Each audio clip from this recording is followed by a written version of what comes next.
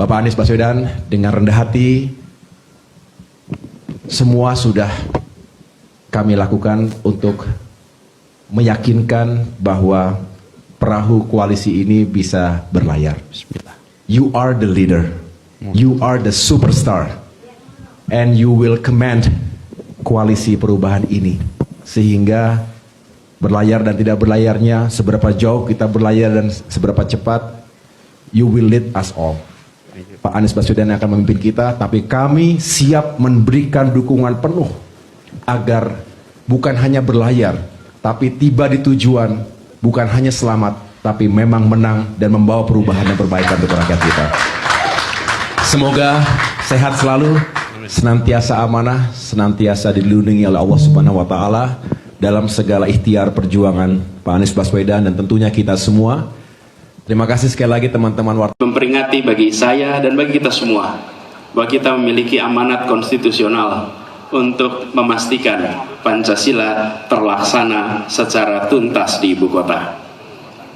Para pejuang menaikkan bendera merah putih perlu waktu amat panjang. Tadi kita saksikan anak-anak SMA menaikkan bendera merah putih dari mulai tarikan pertama sampai ke puncak tak lebih dari 4 menit. Tapi bagi para pendiri republik ini, mereka butuh puluhan tahun, ratusan ribuan jiwa dihibahkan untuk bendera itu akhirnya bisa naik ke puncak tiangnya. Hari ini amat mudah menaikkan merah putih, cukup dengan tarikan 4 menit sampai di puncak. Di masa itu puluhan tahun, ratusan ribuan jiwa dihibahkan untuk bendera ini bisa naik. Karena itu tanggung jawab kita sekarang melampaui sekedar melaksanakan seperti yang tertulis, tapi kita harus menjiwai, kita harus punya perasaan ekstra tanggung jawab. Karenanya sekalian, 5 sila tadi, ingat, yang membuat 1 bisa jalan, 2, 3, 4 adalah yang kelima, keadilan sosial. Begitu ada keadilan sosial, maka muncul persatuan. Begitu ada keadilan sosial, muncul yang namanya kemanusiaan yang adil dan beradab. Karena itulah puncak dari perjuangan kita. Mengapa kita memilih merdeka? Karena kita tahu sistem kolonial tidak adil. Karena itu kita merdeka supaya adil. Dan kita semua punya tanggung jawab itu.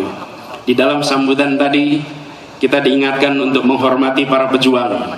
Di dalam setiap upacara kita selalu mengheningkan cipta. Tapi para pejuang tak hanya butuh didoakan dalam hening cipta, tak hanya perlu diingat, tapi kita harus melakukan langkah nyata menghargai mereka. Di DKI kita mulai, semua pejuang dan anak turunannya dibebaskan dari pajak bumi dan bangunan di tempat ini. Sebagian dari mereka terusir dari rumahnya semata-mata karena anak turunannya tak mampu membayar pajak.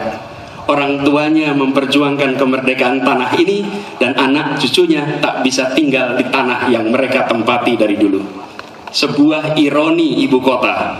Kita ingin tunjukkan kepada semua, dan mudah-mudahan wilayah-wilayah lain di seluruh Indonesia akan memberikan penghargaan yang sama kepada para pejuang kemerdekaannya.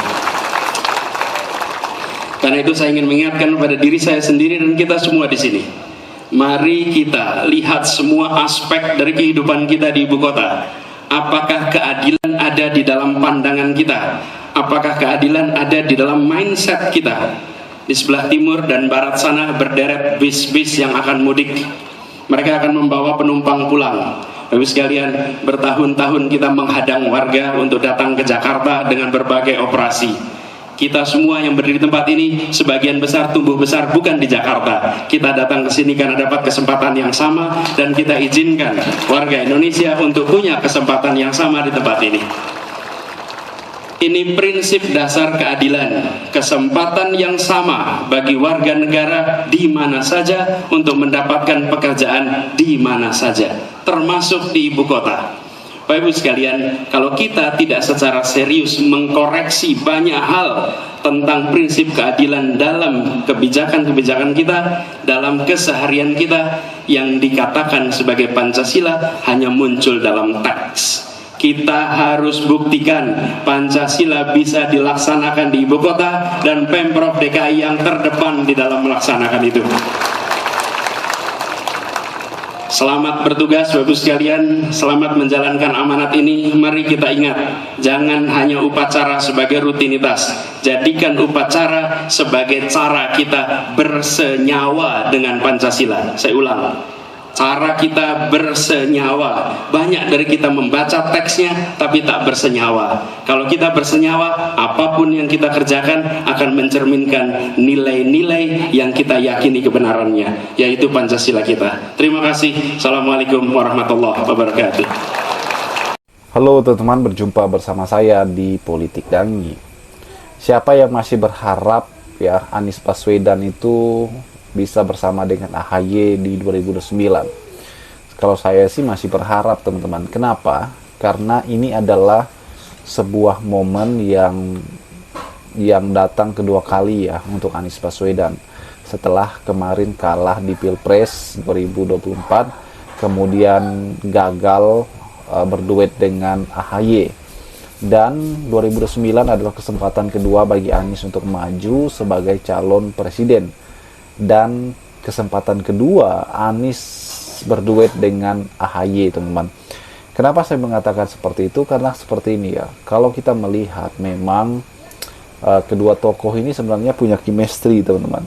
Jadi pada saat Pilpres yang lalu ini seperti dua sepasang kekasih yang dipaksa untuk berpisah, untuk putus ya, oleh petinggi-petinggi koalisi pada saat itu. Sebut saja Surya Paloh ya kan, yang memilih Caimin sebagai wakilnya Anies kan. Ya Anies nggak bisa berbuat apa-apa juga, teman-teman, karena yang mengusung Anies duluan itu adalah Surya Paloh dengan Nasdemnya.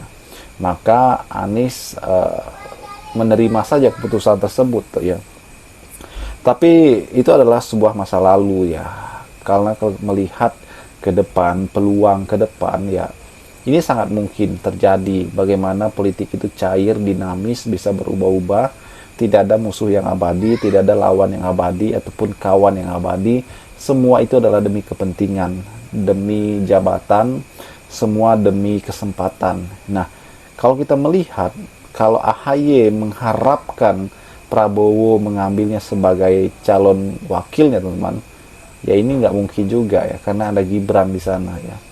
Saya yakin bahwa Prabowo dan Gibran akan maju sebagai calon presiden dan wakil presiden 2029, karena mereka akan maju ke dua periode. Nah, AHY ya mengharapkan siapa lagi ya kan? Hanya Anies yang satu-satunya capres terkuat yang nomor 3 saat ini, teman-teman, ataupun nomor 2 ya setelah Prabowo. Artinya bahwa kesempatan AHY bersama dengan Anies ini sangat besar sekali peluangnya. Ya, demikian juga Anies ya. Mengharapkan siapa lagi? Kalau Caimin nggak mungkin ya kan. Kalau misalnya Mahfud MD juga nggak mungkin maju lagi, teman-teman ya. Dan ini Anies terbuka lebar peluangnya untuk bersama-sama dengan AHY ya. Bagaimanapun AHY ini adalah ketua umum yang sangat cerdas, sangat pintar, berhasil, ya, kerja nyata dan sangat luar biasa. Bagaimana menurut kalian?